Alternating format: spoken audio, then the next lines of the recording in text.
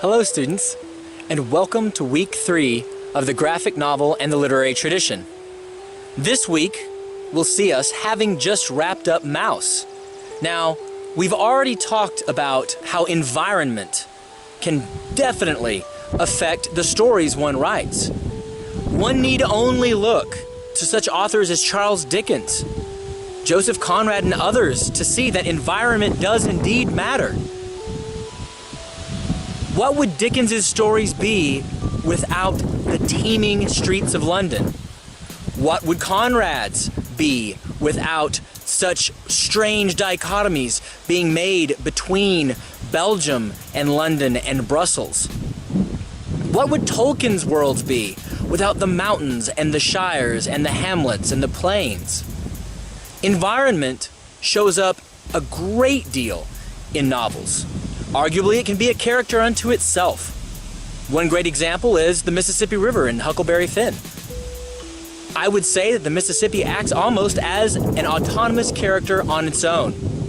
Now, as you can see with me, my environment is very different from those that our authors took part in. I am not in London, I am not in Brussels, I'm not in the Congo, I'm not at the Mississippi. I am in northern Massachusetts.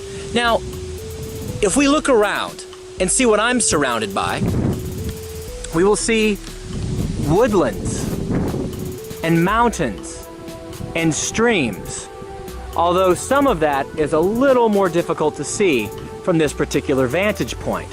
However, the point is that the story that I would write would be very, very different from those that those authors I just listed off wrote. Now behind me, I'm gonna clip over for just a second. Off in the mists is Mount Monadnock, one of the most traveled mountains on the planet. In fact, it was one of the many places frequented by the Transcendentalists. So Thoreau, Emerson, the Alcott family, and a great many others. That is what inspired their writings, this area. So you see, that's a very different sort of feel than what Conrad did. As I said, we're finishing up Maus this week. We're beginning A Contract with God by Will Eisner. What that means is that we are going to be looking at Eisner's background and Eisner's environmental realities there in New York City. We're going to see what a tenement is. We're going to see how that might affect one's outlook on the world. Now, that is not all we're looking at with this. Part of your environment is socioeconomics. Certainly, it is of dire importance to this story that you pay attention to the socioeconomic circumstances of the people that you meet.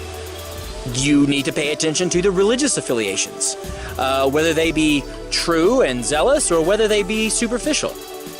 At any rate, we're going to dive even deeper into the world of graphic novels this week. And what's great about this is, for many, this is the quote-unquote first graphic novel that was released. Now, that's an arguable point, but it is something worth noting. Again, let's pay attention to all these factors. Let's get ready to use what we learned with going through Maus and move ever toward a better understanding of graphic novels. All right, have a wonderful week, and I'll see you soon.